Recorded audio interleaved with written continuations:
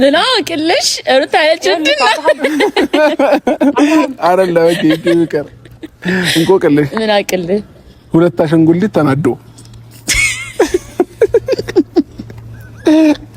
እንዴ አመልሽ ወዲ ታድላችሁ እህቶቼ ሰማኝ አብርሃም እህቶቼ ሚዜዎቼ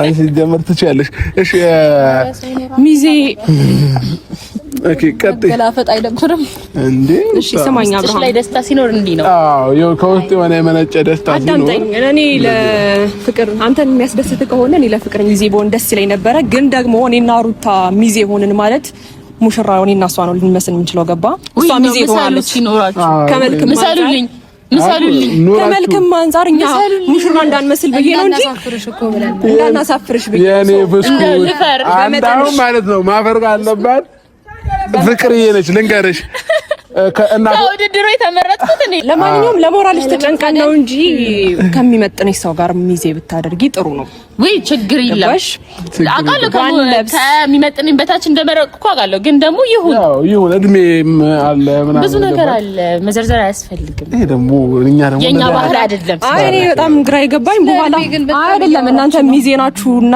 አትኳኳሉ ልትለን እኮ ነው አይደል አረኛ ወጣለም ፎበሉ ቢቀርብን ይሻላል አረ በእውነት ምክንያት እዛው ደግሞ አብርሃም ሐሳብ ቀይሮ ጉድ ከምትሆኚ ይቅርብን ዛያቻችሁ አይደለም እነዚህ የአብርሃም በጎች ማለት ነው ዛሬ ተንጓተው መጡ የምሬ ነው መላቸው ማለት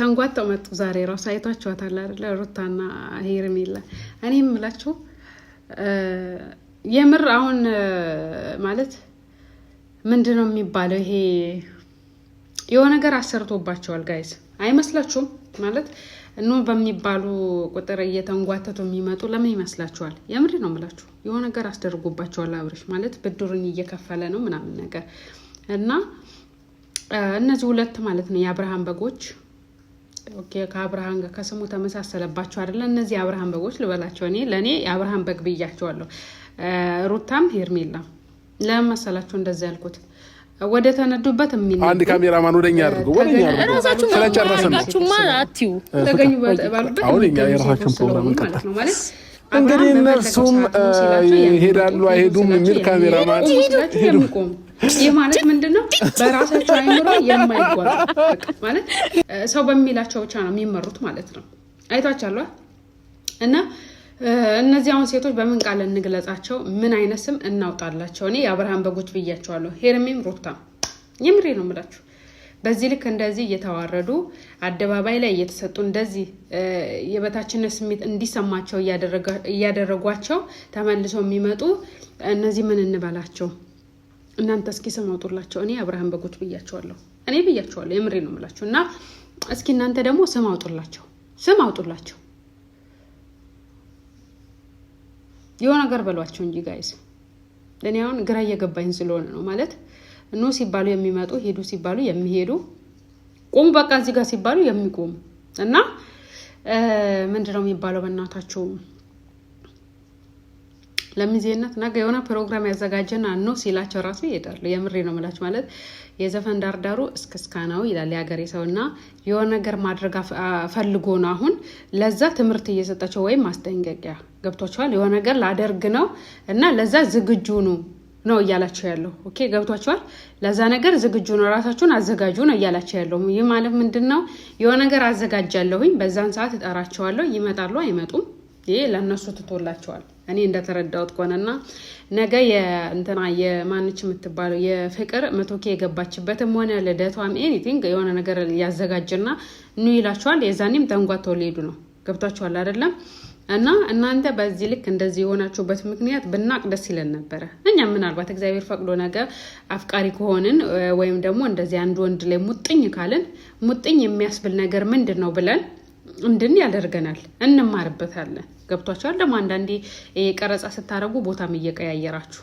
ሁሌም አንድ ቦታ ነው የምትቀርጹት ዳኒም ይመጣል እዛ ቦታ ነው የሚቀርጸው ፍቅር እንደመጣ እዛ ጋር ሄርሜላ ወንድም እነ ዳኒ እነ ኤፍሬም እና ብርሽ በቃ ቦታ ራሱ አይተነው በቃ ነው የምሬ ነው ብላችሁ እንዳለ ቪዲዮዎቹን ብታዩ አንድ ቦታ ነው ቀረጻ የሚያደርጉትና በዚሁ አጋጣሚ ልንገራችሁ ብዬ ነው ለምን ቦታ ተቀያየሩልም ያው ድራማ አንድ ቦታ ሲሆን አያምርም ብዬ ነው አያምርም። የሆነት ቦታም እየቀያየራችሁ ቀረጹልን። አንዳንዴ ያው ድራማው እንዲያምርላችሁ የምትፈልጉት እናንተ እኛ ተረተናችኋል ለማለት ፈልጌ ነው። ቦታ ደግሞ ቀይሩልን፣ ወደ ሆነ ቦታ ሹክ በሉልን እንጂ አዲስ አበባ እኮ ቦታ ሞልቷል። አሳዩን እንጂ አሳዩን። አንድ ቦታ ሁሌም አይከብድም። ሁሌም አንድ አይነት እዛ የሆነ ግርግዳ አለ፣ እሱ አበባ አለ፣ እንትን አለ ብረቱ። ሁሌም እሱ ነው የምናየው እኔ በየቪዲዮ እና በዚሁ አጋጣሚ ልንገራችሁ ብዬ ነው። በነገራችን ላይ እናንተ ረስታችሁታል። ያው ፎከስ ያደረጋችሁ ስራችሁ ላይ ነው እና ቦታም እየቀያየራችሁ አስደምሙን ለማለት ነው። ቀያየሩ ቦታ የምሬ ነው የምላችሁ እና የአብርሃም በጎችዬ እናንተ ኑ ወደ ተባለችሁበት ሄዱ። ራሳችሁን አስገምቱ። ቤተሰቦቻቸውን አሰድቡ እየንተንጓተታችሁ በቃ። በነገራችን ላይ መስቀልና አዲስ ዓመት ደርሷል። ለዛም ትቀለባላችሁ። ምክንያቱም እናንተ የገበያ ከፍት ናችሁ፣ ወደ ተነዳበት የምትነዱ ማለት ነው። እንደዛ ለማለት ፈልጌ ነው።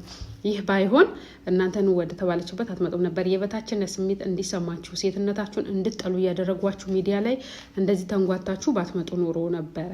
ሩታም ሄርሜላም ነው ስትባሉ የመጣችሁት ምን አብርሃም ምን ቁም ነገር ያወራናል ብላችሁ አስባችሁ ነው በመጀመሪያ ደረጃ። ማለት ወንድ ልጅ ሌላ የለም መሰለኝ። እኔ ለካ ኢትዮጵያ ውስጥ የወንድ እጥረት ተፈጠረ እንዴ? ጋይስ ተፈጥሯል እንዴ? እኔ እንጃ አላውቅም። እና የወንድ እጥረት ያለ መሰለኝ አሁን ኢትዮጵያ ውስጥ። አኪድ የሆነ ነገርማ አለ።